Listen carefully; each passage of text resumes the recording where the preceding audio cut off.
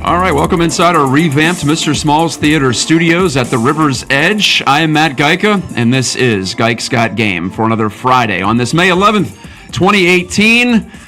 What are we going to talk about today? I have no idea. This might be the most action-packed episode in the history of this program, and to help me with that workload is the workhorse himself. He is Alan Saunders. Find him online on Twitter at @Saunders_PGH. He's my teammate at piratesprospects.com. He'll be down at PNC Park later today to cover the Cutch return, but also no one I'd rather talk about NHL hockey with, or even the Pittsburgh Riverhounds soccer team back home tonight. So, there will be plenty of people funneling into the downtown area tonight for various sporting events, and, well, sports is on our mind in the springtime, as we've talked about, a very, very, very action-packed portion of the schedule. Alan, you're here for the whole hour, so like I said, I brought you in. I need some help. I need a tandem mate here to carry this load. We should have to pace ourselves because we've got a lot to get to in an hour, and I don't know. We have a tendency to go beyond our allotted time slot, so we're going to have to keep things in check there. Well, yeah, that's always the struggle, right? Keep it as brief as possible, but when you have two guys like us, we tend to expand a little bit. But like I said, we have Penguins talk coming up, Stanley Cup talk. Let's start with that, actually. But the big story in Pittsburgh sports tonight with Andrew McCutchen's return, and the Pirates actually in fine form and playing well and surprising on a 92-win pace. And as I mentioned, soccer too. So we'll try to segregate it up into segments here.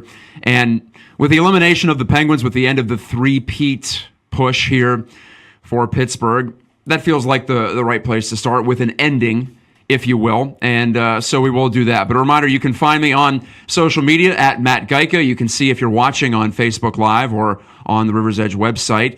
You can see my Twitter handle below, MattGajtka. I am a co-owner at Pittsburgh Hockey now, so we are wrapping up our in-season coverage of the Pittsburgh Penguins.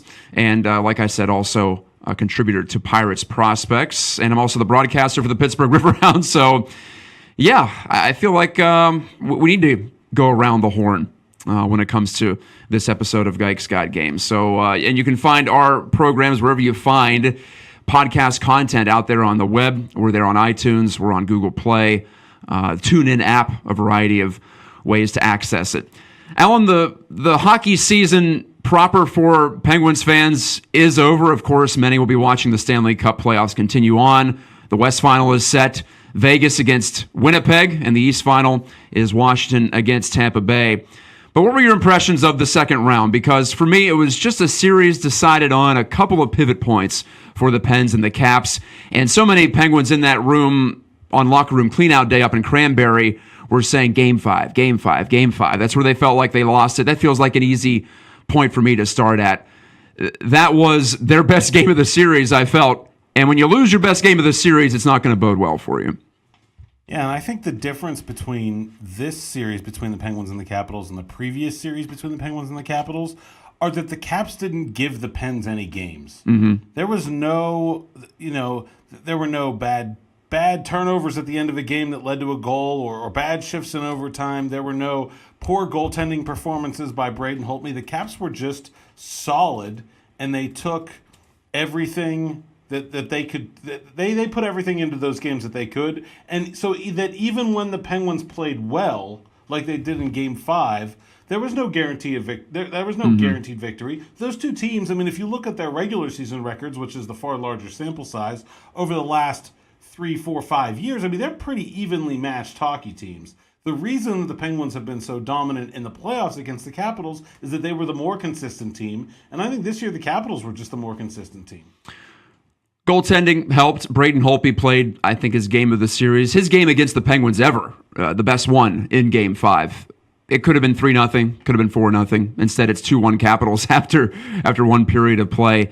So you obviously go to between the pipes when you talk about tight series and where things are decided. And we'll get back to that in a little bit. Game 6 impressed me from a Capitals perspective. You know what's interesting is I think not having Nick Backstrom actually sobered them up a bit, and they realized we're going to have to just lock it down and try to win it 2-1, and they did eventually in overtime, or try to win it 1-0. I didn't know if the Capitals had that in them. Now, clearly, Barry Trotz has sold teams in the past on playing structurally sound, but that was more when he was with Nashville. With Washington, it's been a good balance when they are playing well, between freewheeling and also having that responsibility. But not having Backstrom, in a way, it might have saved them. It might have won the series for them because nobody took any chances. They made the Penguins earn everything they had. It reminded me of a Game 7 against the Rangers a few years ago. A 2-1 win for New York at Consol Energy Center, as it was called back then in 2014. The Rangers just played the counterattack game. They weren't trying to dictate the pace. And well, with the added benefit for Washington this time around, in this game, I thought the Penguins were tight too. They were a little bit nervous, it felt like, and that was an interesting look for a team that has had so much success in the high leverage situations. It's just a good reminder that any team can get nervous in any kind of a situation. Yeah, I don't know. I mean, I'm not in the room, so I don't want to ascribe nerves to something. I'm just going by what I saw on the ice. It looked like jittery or overthinking at times, trying to do a little too much. Well, I think part of that is, like, if you go down the roster and you look at, guys 1 through 22, how many Penguins players could you say were playing their best hockey of the year last week against the Washington Capitals?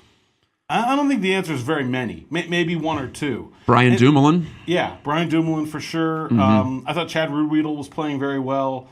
But, I mean, really, as a whole, there were a lot of guys on that team that were either outright struggling or just not playing their very best. And so I think if you have a team that's playing well and there's 1 or 2 guys that are having a rough go of it, I think it's easy to remain confident. But when everybody has sort of fallen onto a rough patch at the same time, I think it's hard to maintain that group confidence. There's that feeling when you're on a team where it's okay. If I don't score, Crosby's going to score, Malkin's going to score, Kessel's going to score. But when no one's scoring, then that all gets internalized. It's like, man, I haven't scored in like 2 weeks, and I have 3 points this whole playoffs. And that's where that confidence, I think, starts to fall apart a little bit. If we had to pick a group of forwards that was playing close to its best, it was Crosby and Gensel together, and then they were mixing and matching on that third spot on that line. But even they, in the last 2 games at even strength, there wasn't much. I think Sid actually had a 25% shot share in Game 5, which was odd because it didn't look like it to my eye. But then again, I thought, well, he did convert on the power play, and so maybe that was what biased my observation of that one. But there wasn't a dominant situation for any line. Malkin was not at his best because of injury, because of the knee, and he's sitting out the World Championships as a result. And you may shrug that off, but for a Russian player, that's kind of a bigger deal.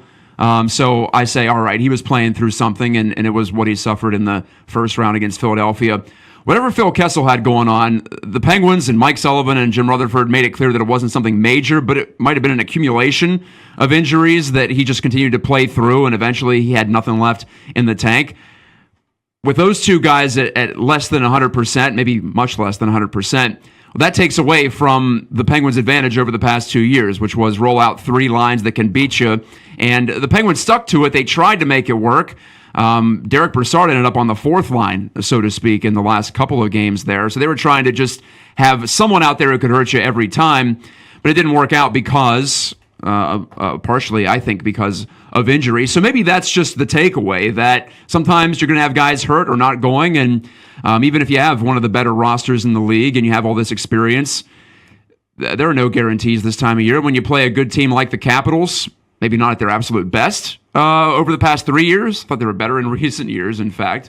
But a convergence of events, and give full credit to Washington. They were ready to go. Like you said, no giveaways for the Capitals. They made the Penguins earn everything. Yeah, and I do think that the depth of the forward group kind of falling apart because of injury is the big difference if you look at this team versus last year's team, if you were going to compare them side by side. I think the defense, I mean, a lot of people talked about Chris Letang. I think even though Chris Letang didn't have like a perfect series, the defense is still better than it was a year ago, I think. Mm-hmm. Yeah, I think so too. I wasn't the biggest Ron Hainsey fan. Some were, I was not. Yeah. At least it was even, because I did like Ian Cole. I thought he'd make a good breakout pass, in addition to all the gritty shot blocking stuff that people tend to really focus in on with him. It was at least even. Yeah, I think at least even for the defense. So, I mean, I think really when you look at what's different this year, I just think the Penguins scorers weren't in good places, whether it was injury, whether it was a lack of cohesion. I don't think that the third line ever got to a place this year with Kessel that it did last year when it was Hagelin and Bonino and Kessel playing together. That line really clicked. That became a dangerous unit, even though Hagelin and Bonino by themselves aren't particularly dangerous offensive players. Mm-hmm. I don't think the Penguins' third line ever really got to that point this year before the playoffs, and then with Kessel dealing with whatever he was dealing with, Malkin dealing with a knee injury, it became a one-line team, and you're not going to win. You can win, but you're not guaranteed to win with a one-line team.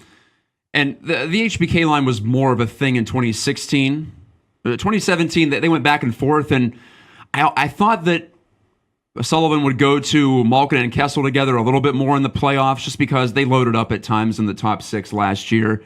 But perhaps it's because both of those guys weren't feeling it. That's what we don't know on the outside, right, is how bad are these guys hurt? I suppose we'll never find out. They didn't even tell us on Locker Room Cleanout Day, so I suppose we're just going to have to guess.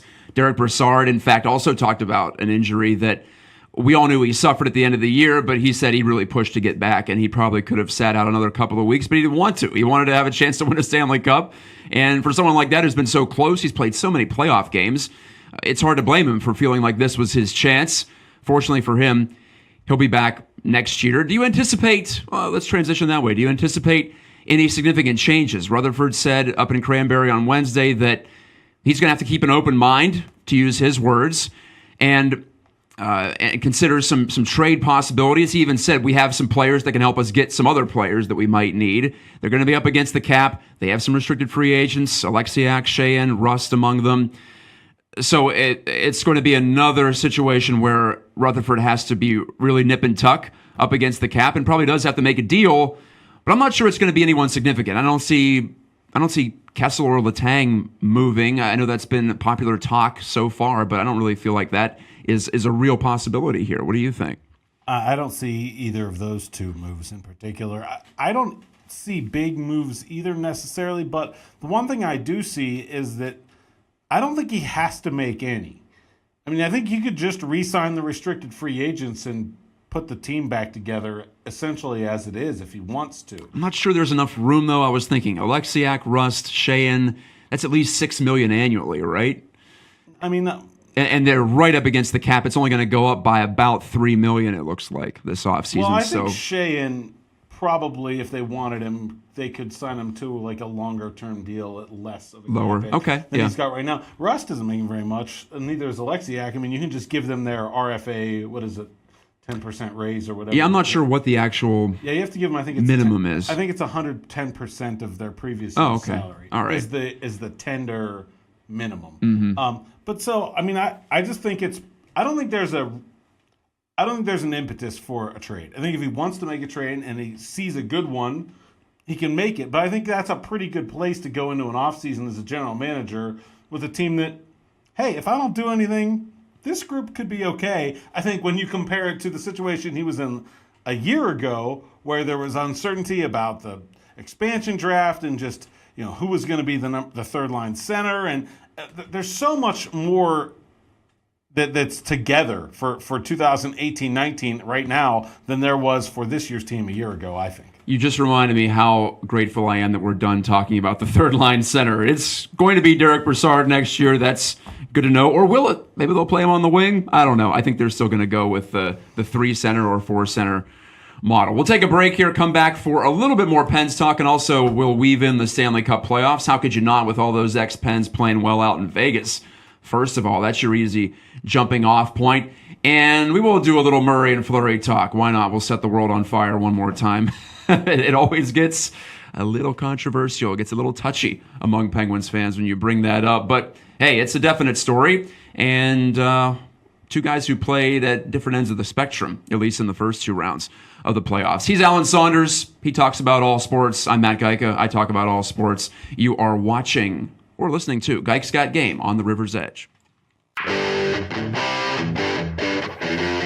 Hey folks, it's Mike Sasson, The Mike Sasson Show. Me and Alex, my producer extraordinaire, looked at the landscape of internet radio and figured if we want to make it, we've got to work. At least an hour earlier. Now on at 9 a.m. every Tuesday on the River's Edge, a new kind of radio.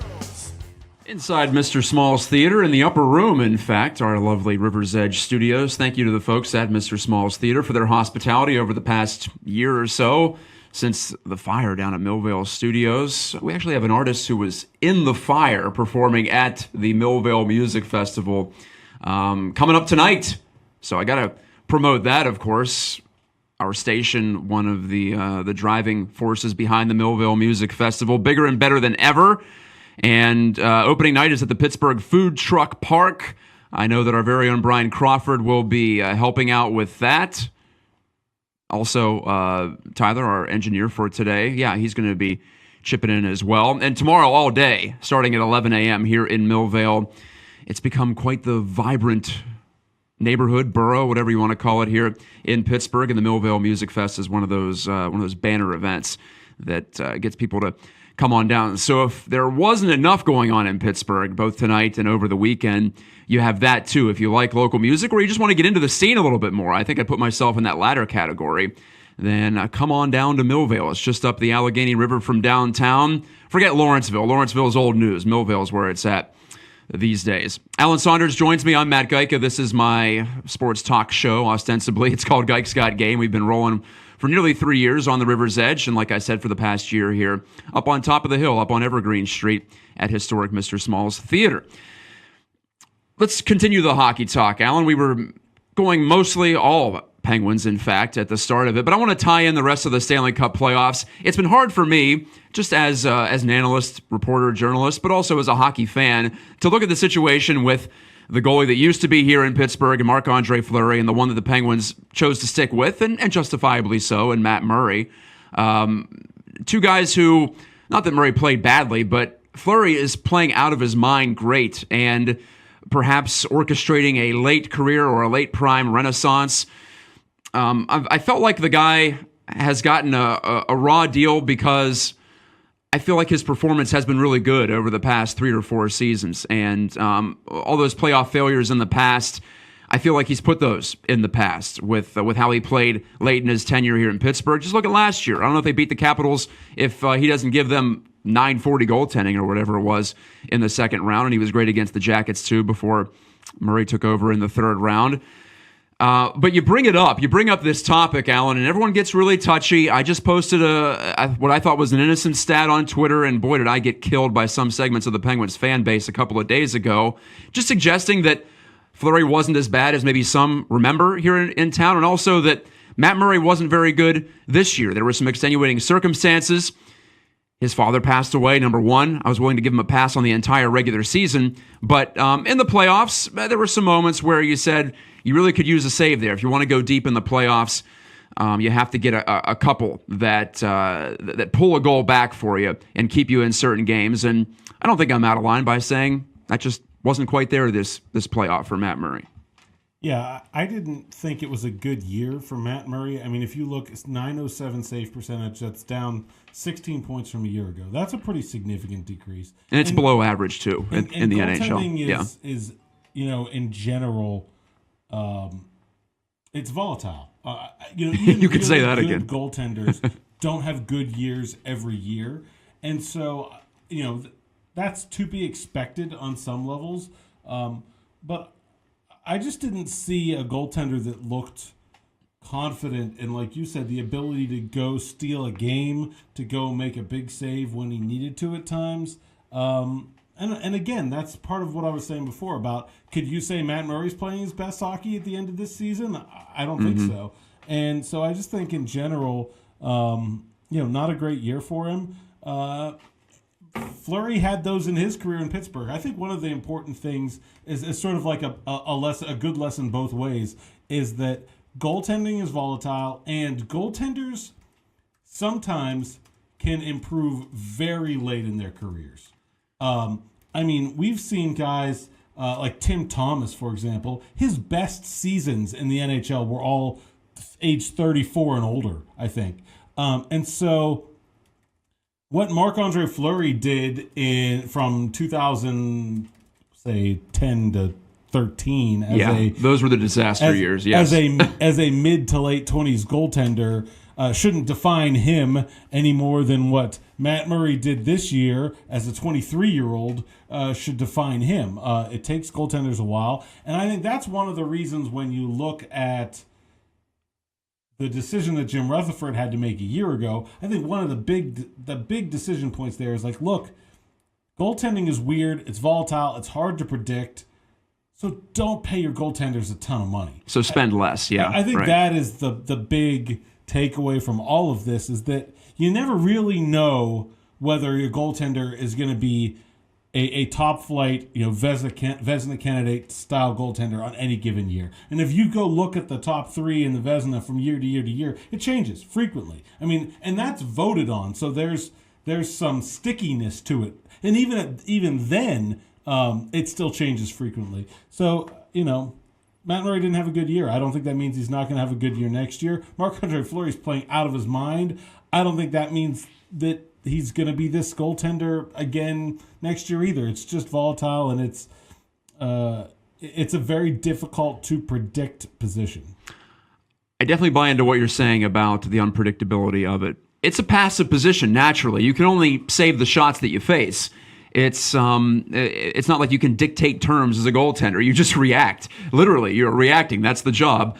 So there's always going to be a heavy dose of context that comes with any kind of analysis here. I'm looking at his hockey database page. Why does he have a Netherlands flag next to his name? Is that what that is? Along with the Canadian flag, Matt Murray I'm talking about. I wish I could pull this up on the screen right now. Yeah, I don't. It does say he has some sort of Dutch. I don't know. He and Daniel Sprong should get together. Maybe they have and discuss some things. I don't know. As far as I know, he was born and raised in Canada, so I don't know, maybe. Yeah, I thought his an error on the usually unflappable elite prospects, which is looking really good these days, by the way. After the redesign, I knew he had some Scottish heritage. Actually, he has the Scottish flag on the back of his mask. So anyway, that's that there. Do you put the Vegas success in the playoffs on the shoulders of Marc-Andre Fleury? I think that's simplistic, but I watched some of these games, and when I think about the spectacular glove save he made on Logan Couture in Game 4 of their series against the Sharks, and I think that goes in. That's a different series, obviously. There's a pivot point there. I do like the way Vegas plays, though, generally. I've liked them all year. I think if you talk about the modern hockey edict of play fast, you hear that so much. There might not be a team that does it better than the Vegas Golden Knights, and whether that's the skill sets of the players, whether that's just an all-out commitment by every player on that roster, whether it's coaching, I don't know what, but it's very reductive for me to say Fleury is carrying them. I actually like them. I like them as a team over their first two opponents. Now, against Winnipeg, I think it's going to be the Jets, and I don't think it's going to be particularly close, but I suppose this team has surprised in the past, hasn't it? I think the reason that you can almost get to the point where you say, I think in the playoffs he has carried them. I do think so. I mean, well, you look at the save percentage. It's hard not to say that. If you get that save percentage from any goaltender on any team, they're going to win a couple playoff series. Mm-hmm. But the reason I think he's carried them a lot is that their defense is not very good. If you just look at their individual defenders, Nate Schmidt is a nice player. Braden McNabb is a nice player. Outside of that, Derek Englund's on the second pair. I mean, Lucas Spiza is an offensive guy who's like kind of a number 6 and a power play guy. There's just not a lot there in that defensive group that suggests, like you're saying, goaltending requires a lot of context. Like that, if we look at Marty Brodeur's stats from the heydays of the New Jersey Devils trap, well, yeah, of course they were good because he played behind teams with just a stifling defensive mentality. Here we have a team with an up-tempo offensive mentality and a defense that doesn't look like world killers on paper. And I think that's why Marc-Andre Fleury has been so important to their success, is because they do play up-tempo. They play that fun style. And that was one of the things when I saw the way this team was drafted that I was a bit concerned about for Vegas, because I think most of the time when you're a new market and you're new to a sport, you have a desire to play the most fun, marketable brand of that sport possible. And I think in hockey, the most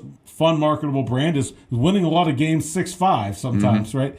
But and they kind of drafted that team but that team doesn't always do very well in the playoffs. It's the Washington Capitals of the last decade, right? They win a lot of regular season games, they score a ton of goals, but then they struggle in the playoffs because that type of game doesn't necessarily translate. And I think the reason they've been able to continue that success into the postseason has been largely the way Fleury's playing.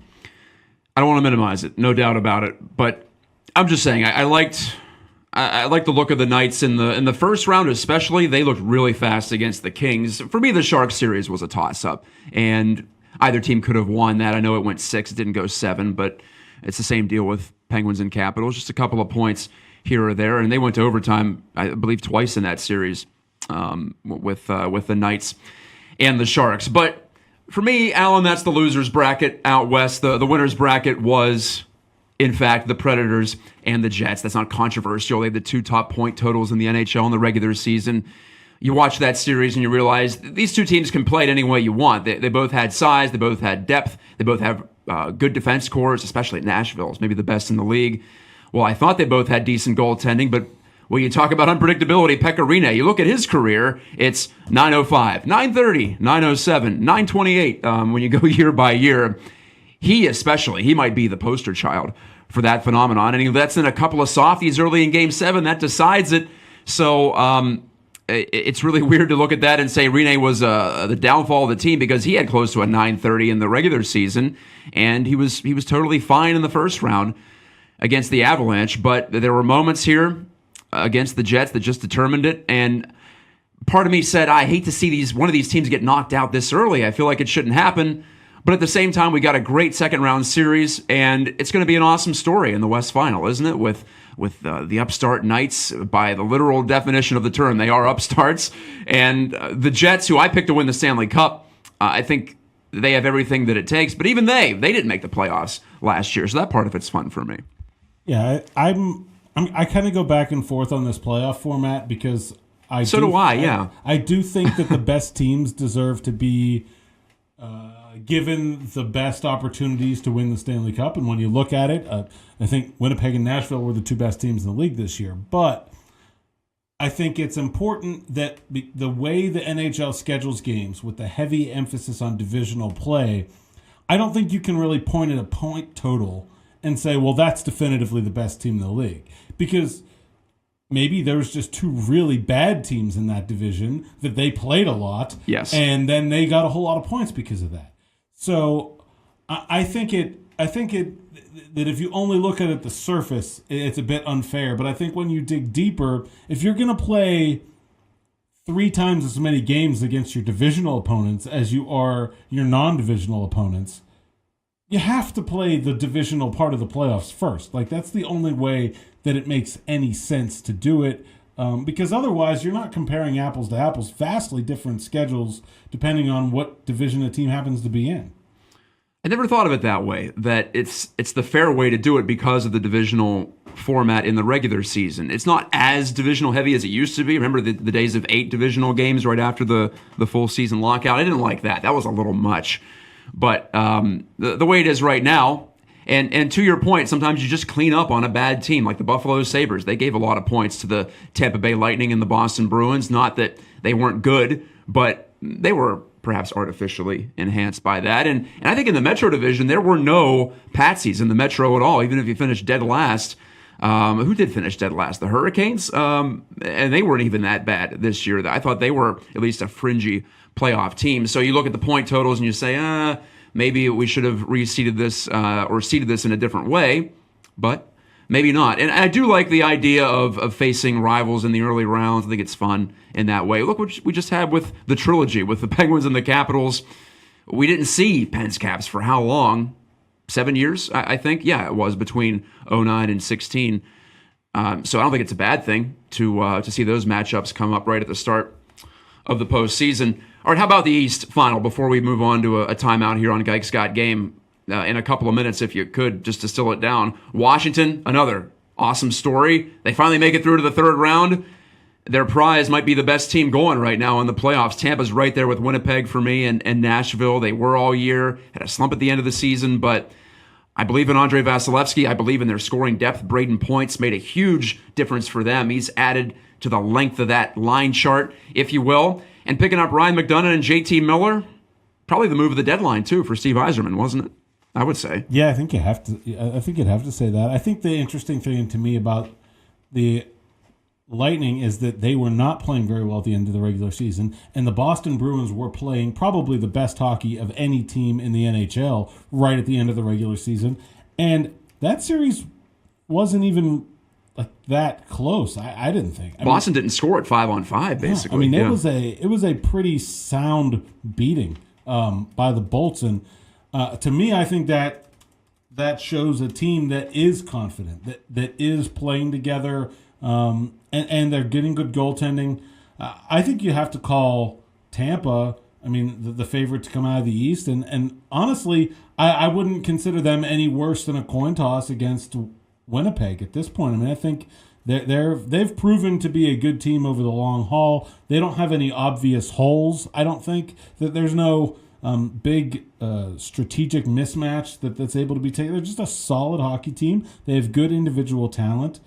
I like the way they play, too. I think they're a fun team to watch. They are. I love John Cooper, too. He's maybe my favorite coach in the NHL. Paul Maurice is one of those, too. They're both kind of smart, wise asses. I enjoy that when coaches are a little feisty in the press conference settings. And John Cooper's description of Brad Marchand licking the face of, who the hell was it now? I can't remember. Callahan in that last round? That was also enjoyable, too. So Cooper, former lawyer, they usually make good quotes in these situations, and he's had quite the ascendance as a coach from juniors up to minor pro, and now, of course, at the top level. And the Lightning stealthily have been knocking at the door. They were in the Stanley Cup Final 3 years ago, lost a Game 7 to the Penguins 2 years ago in the East Final, missed the playoffs last year, much like the Jets, but that felt like a fluke. This is a team that has put in the sweat equity, and honestly, I'm pulling for them because I feel like it would be a lot of fun to see them in the Stanley Cup Final. Okay, we'll take a break, and it's all baseball after this. McCutchen comes back. The Pirates are good. What's the biggest story this weekend? Can it be both? We'll discuss in just a moment on Gike's Got Game. Brian Crawford letting you know that Kevin Slogic, my State Farm agent in Allison Park, is here to help life go right and reminds you that you're listening to the River's Edge Radio Network. Hey, we are back on Gike's Got Game. I am the Gike from Gike's Got Game, old nickname from back home in Weirton, West Virginia. I'm Matt Gike, and you are watching the River's Edge, riversedgepgh.com. Well, not to bias against the listeners. We have our 24/7 stream going on, of course, right there at the website. You can access the podcast content. There's a whole show page. You can find it. You're smart. If you found this, you probably know your way around a laptop or a tablet or a cellular device. Alan Saunders joining me. We've talked hockey for about 35, 40 minutes. But the big story this weekend in Pittsburgh, Alan, is the return of Andrew McCutchen. And as a San Francisco Giant, he will play his first game as an opponent at PNC Park tonight. Looks like the weather's going to hold up. Looks like a fine weather weekend, in fact, down at PNC Park. And as I wrote for Pirates Prospects in my column yesterday, some of the diehard fans are just going to have to bite the bullet and realize that people are there to see McCutchen and not this Pirates team that is playing quite well. They beat up on some of the dregs of the National and American leagues, but that's what good teams do, right? And they've taken care of business in that way. They have 20 wins through 36 games. Every time they've done that in their history, they have made the postseason. So all things considered, and we discussed this in the preseason, we thought this team was going to be better than its projections, or at least the common person's feeling on the team. But they've, in fact, outperformed even my expectations to this point. I realize it's just a game here or there, but I thought they'd be around 500. Instead, they're 4 over. They're right within spitting distance of the National League Central lead. So it really is quite the confluence of events this weekend. And PNC Park will be the place to be. I know that over the next 3 nights. Yeah, I think it's actually interesting. We talked a lot at the very beginning of the season about how it was really important for the Pirates to get off to a good start because people didn't know about whether this team was going to be good, and so that there was a lot of emotion tied up in, hey, they're good. They're not. I mean, they may not be great, but they're not awful. We're sure of that from the very beginning. Yeah. This is a team that's been competitive. But the other thing that sort of happened along the way is that they've been a little bit streaky. And now they're going to play these games that also feel really big, because I think we're probably going to get 30,000 people in the ballpark for the first time since the opener, I think. I'm not even sure. Did they get to 30,000 for the opener? Real people, it certainly wasn't 30,000. Certainly not real people. Yeah. But attendance for the 3186. Okay. But I just think that there's going to be a lot of people in the ballpark this weekend, and the Pirates are playing really well. And I think you have to be totally living under a rock to not understand that they've at least exceeded expectations to this point in the year. I think even people that don't pay any attention at all to baseball until hockey season is over probably have some idea that, the Pirates are doing better than a lot of people thought. But if they come out this weekend, people come to see Andrew McCutchen and they get swept by the Giants, I think that those feelings of, oh man, this team's junk and garbage and I hate them all, are just going to come right back for a whole large segment of the fan base. And so I think the pressure is kind of on again for the Pirates to go and reprove that they are the team that they've been. They're going to face these situations throughout the year. Is this team for real? Well, let me see them get to Memorial Day. Let me see them get to July 4th. Everyone's going to have their own benchmarks as to when they feel like this team could actually contend. I feel like we're there when you're about a quarter of the way through. This feels relatively legit, despite the streaks and the 2 times they've been swept in 4-game series on the road. Those have been weird when you compare it against their level in the other games, but maybe you could say the same about a lot of teams out there. And the casuals and the diehards, it's almost felt like they've been at odds. I'm not sure I've seen warring factions in the Pirates fan base to this degree ever in my life. It's like you either are totally out on the Pirates and you hate the ownership primarily. That's what has stimulated that feeling, or you feel like you're bunkered in and you're a true believer in this team and its potential to at least be an above 500 squad this year. And there's not a lot of in between. I've tried to bridge that gap and understand both sides. But I completely understand why there is that polarization, and you talk about that in real society and with politics and all that. The polarization of our lives these days has come to the Pirates fan base in this way. And I don't know if anything the Pirates do this weekend can win people over necessarily. All they can do, in my mind, for the Pirates is put a bug in these people's ears and say, okay, we're not trash. You might want to check us out later on in the season. Because there's going to be some raw emotion this weekend with McCutchen coming back, and so many would feel like he should have at least finished out his contract here, if not necessarily be a Pirate for life. That's a little bit unfeasible in this stage of the game in Major League Baseball. So I don't expect all the anti-nutting folks and the people who have signed out on the Pirates to come all the way back, but at least there can be some progress in that way this weekend. That's the way I feel about it. Yeah, I think that can happen. I do think there has always sort of been that fracture in the Pirates fan base, and that there was a percentage of the Pirates fan base that are just baseball hardcores, and that for the most part, when people have been critical of Neil Huntington's maneuvers, those folks have been on the, he didn't get good enough prospects, or they've gone far to the other side of criticizing the general manager for not drafting well enough and things like that. Whereas the casual, baseball season started 2 days ago, sort of Pirates fans, they just want the players that they have known. They want to go to the ballpark and know the names on the back of the jerseys. They want them to win. And I think another part of it is that the casual fans in this town see everything through the lens of the NFL.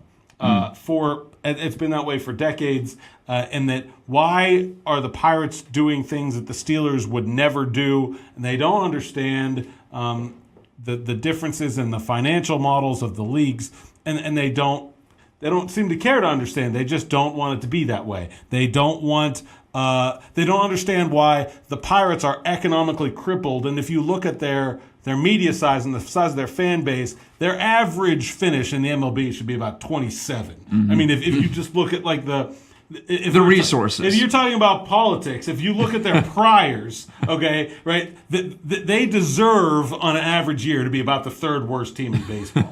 and people don't understand that the Steelers are a dynasty. The Penguins are one of the most successful teams in the last 20 years. It's the same team. Why can't it be the same for baseball? Well, it's different, but I don't think a lot of fans grasp. So I think there's always been that divide. I just think that this has sort of I don't know, solidified it or polarized it, to use your words, to a level that it's never really been to before. Well, and you and I are catering to a more of a diehard audience, obviously, at Pirate Prospects, piratesprospects.com. And, that's just... For me, it has been a struggle this year to try to bridge that gap. And I've tried to in a couple of columns on the site to say, okay, yeah, we can both grasp the fact that the Pirates could be decent and also that they've done and pissed off a whole bunch of people. And as I tried to express, I think I did a decent job of it a couple of days ago with my column this week, the Pirates need these casual fans. They need them. You can't subsist on, God, the attendance this year has been staggering. It's been scary, I would argue, right? Yeah. You've been there for these games. It's like, is this it for a team that has shown that it's at least interesting this year? Yeah, there's weather and all that too, but the tickets that are bought at the early stage of the season are often bought in the off season. It's not like there's a whole bunch of day before or day of, certainly at this time of the year. So that'd be scary for me if I am in Pirates management. More than anything, I'd be worried that perhaps we've permanently lost some members of this potential fan base. That would be my concern if I were them. And if they don't come back, I don't think there's a future here for Major League Baseball. You can't subsist a Major League Baseball. Well, I hate to go there, but you have to go there, right? People, yeah. It's just not possible. This is Tampa Bay Rays level attendance, and they're always being discussed as where are they going to move? They're going to go to Montreal? Are they going to go here and there? They're going to go to Portland, San Antonio.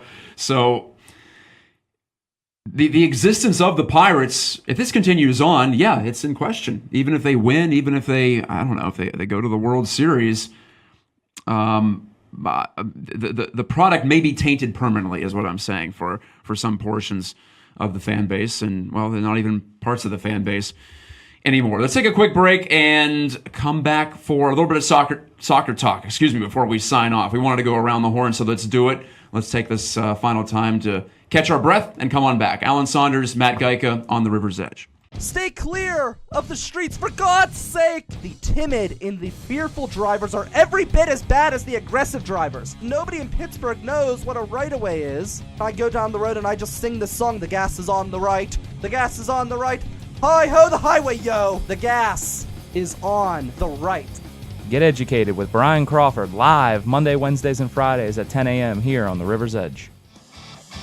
Friends, I'm Jim Nance. I'm not Jim Nance. I am Matt Geica. You and I were talking off the air. This is Alan Saunders, by the way, with me on Geica's Got Game. You and I, Alan, were talking off the air before the show started. There are certain expressions by broadcasters that you just don't you don't tread on. You don't take them. I was joking that I was going to say you are looking live at Two Guys Talking Sports because that's a Brent Musburger thing from back in the day. Well, he used it up until a couple of years ago when he finally retired. Well, kind of. He's doing like the sports gambling podcast network website out in Las Vegas. Did you know that? Brent is heavy into that. He always has been, if you Yes. listened carefully to his broadcasts. He and Al Michaels are the Hall of Famers when it comes to slipping in the line references and the all the betting aspects that previously were a little more below the surface, but now I think we're all becoming more enlightened on that.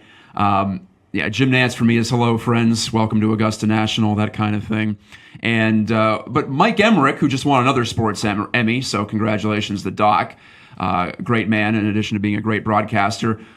We were saying he doesn't really have a signature. It's more of a cadence. It's more of like when the play gets frantic, as you'll hear this week. I'm guessing he's doing the East Final, Washington and Tampa Bay, which will start tonight. His thing is just the way he describes it when hockey becomes its most hockey-like, right? When you don't know what's going to happen.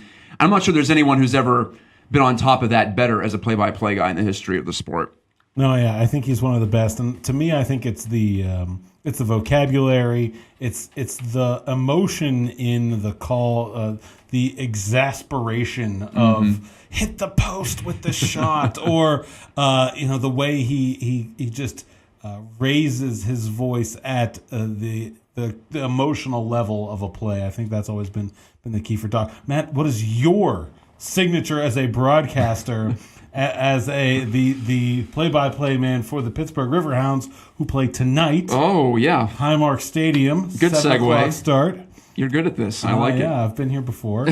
What's your signature? Do you have one? Whenever I sign off, I say when the radio fades, life's moving fast on this show, but I don't do that for the TV on the Hounds because it's TV, it's not radio. And by the way, that's a lyric by the Clarks from Hell on Wheels. So trying to pay tribute to one of my favorite bands, speaking of local music, here from Pittsburgh. I don't really, I feel like I try to be like Doc Emmerich, where I have a recognizable cadence when things get interesting and exciting, and the rise and the fall. I got that from Mike Lang, too, listening to him on the radio, but also on TV, too, back in the day. I don't think there's ever been a hockey broadcaster or a broadcaster in general who has conveyed whether something is happening right then with just the tone and the volume of his voice. It goes up and down. And so when, I should pay attention right now, as opposed to, that's my complaint when I listen to a lot of hockey broadcasts, especially across the country. I was spoiled, I guess, listening to Lang growing up, and we all were. But I don't know when it's around the net and when it's like, an imminent scoring chance, or if it's just a random play. Sometimes the broadcasters can just treat everything like it's, like a constant rat-a-tat as opposed to a slow down and then a speed up. So that's what I try to do. I don't really have a signature line that I work in or anything like that. I've also tried to take from Emmerich in the vocabulary side of it, to try to feel like, okay, don't just say pass the ball, say dished it, sprayed it, kicked it, lifted it, tossed it. There's all those ways you can make it more interesting and spice it up. Well, the Hounds haven't needed to be made interesting this year. You haven't had to do a lot of colorful prose to make what they've been doing on the pitch sound better than it is, because it's been really, really good. Lily Ball has come to Pittsburgh. They're 4-0-3, best start ever in the franchise's history. They began in 1999. For many people, though, Alan, they began in 2013 when they moved to Highmark Stadium. That's what I consider the modern era of the Riverhounds, and here they are hosting Indy 11, a new team in the USL, but they were in the NASL, the former other Division II league in America. So spotlight on the USL this year for sure, with the NASL going dark, at least for one season. The USL is the only show in town below the MLS level, and Indy's a strong squad. They're undefeated on the road. They haven't allowed a goal on the road. The Hounds haven't allowed a goal at home. The Hounds have not trailed all season long. So for me, the story is just the transformation. Bringing in Bob Lilly from the Rochester Rhinos, Hall of Fame coach in this league, with a defensive reputation. He always tells me, I'm trying to get this team on the front foot more. I want them to score more. I want them to be more aggressive. But it's obvious that the team is motivated to defend first and go from there. And there's been a couple of carryovers. He's brought in some of his old boys from Rochester, but still, to see this team transform itself into this defensive stalwart has been mind-blowing, and for me tells the story of the importance of coaching at this level, especially of soccer. You can really mold a team in your image like Bob Lilly has here in Pittsburgh. And kind of getting back to when we were talking about Vegas and how when you're new, you want to be exciting. I feel like the kind of ability to let that happen and let that go and let there be that defensive foundation shows a bit of maturity and security in the market from the Riverhounds, from a front office standpoint, that we can go be a defensive team and be and sell that and be proud of that and market that, and that's okay. I admit I was skeptical because I still feel like how you were talking about with Vegas. I feel like the Hounds need to be a 4-3 team, not a 1-0 team, which they were in 2015 under Mark Steffens, another USL Hall of Fame coach. They scored a ton of goals. Kevin Kerr and Rob Vincent were spectacular together. But they also gave up a lot of goals. They gave away a lot of games late that they probably should have held on to. So overall, I think in the sport of soccer especially, it's more conventional to play the way that Lily plays and to score on the counter if you're just focusing on defending. Not that you want to get into that all the time, but it's not so much of a big deal as if someone took over the Penguins and tried to make them win 1-0 and 2-1 every night. This is more within the framework of the sport, the accepted framework of the sport, rightly or wrongly, the way the Hounds are playing. And you nick a couple of goals, to use the soccer terminology, and 2-0 feels pretty good. And this Riverhounds team has not had a lot of success. They have made the playoffs twice in the Highmark Stadium era, but not in the past 2 years. Overall, it's been a team that can't get out of its own way. So to just be a little cynical, maybe if you want to put it that way, and just get a result, to just get the results and stack up the points early on in the season. They're third in the Eastern Conference. I think it's about as much as you can ask for if you're a Riverhounds fan. Now, how do you attract other fans? That's the challenge, right, for the Hounds. Yeah, I think it is, and I think it's kind of funny because I think a lot of people, maybe certainly not on the record, but maybe a little bit in the back of their mind from the Riverhounds, were thinking Penguins are kind of don't look like they're going to go real deep. Pirates could be a disaster. This could be the summer where the Riverhounds are the story in Pittsburgh sports. I think the Pirates have kind of stolen a bit of their thunder by starting 7 unbeaten, but the Pirates are 1 game out of first place. True, but to our point last segment, there are people who have just signed out on the Pirates. And if they're looking for a team, well, there's one down there on the south side. I'm not sure of the confluence of people who would be accepting of soccer as like the fourth major sport here in Pittsburgh. And to be clear, the Hounds are still Division II, but the USL is getting better. And no, they're not going to the MLS. Look at the stadium. It seats like 5,000 people. If that's going to happen, it's going to be well down the road. But and I think that people get caught up on, well, they're the second league of American soccer. So, like, the MLS is like the 40th league of, well, not 40th, it's hyperbole, but no, it's nowhere maybe near 6th or 7th. It's nowhere in the world. near the top level of soccer globally anyway. So you're not talking about, that's minor league versus major league. That's single A versus double A. I think that's a fair comparison. And you can still watch your European soccer on the weekends and be a Hounds supporter. It's not an either-or proposition. The folks on Mongols, in fact, the podcast on Pittsburgh, soccernow.com, that's part of our family at the Now brand, you might call it. I'm not sure we have to have a name for the brand at this point. Pittsburgh Hockey Now, Pittsburgh Soccer Now, Pittsburgh Sports Now, which Alan writes for. But as they were saying, there's nothing more European than supporting your local club, too.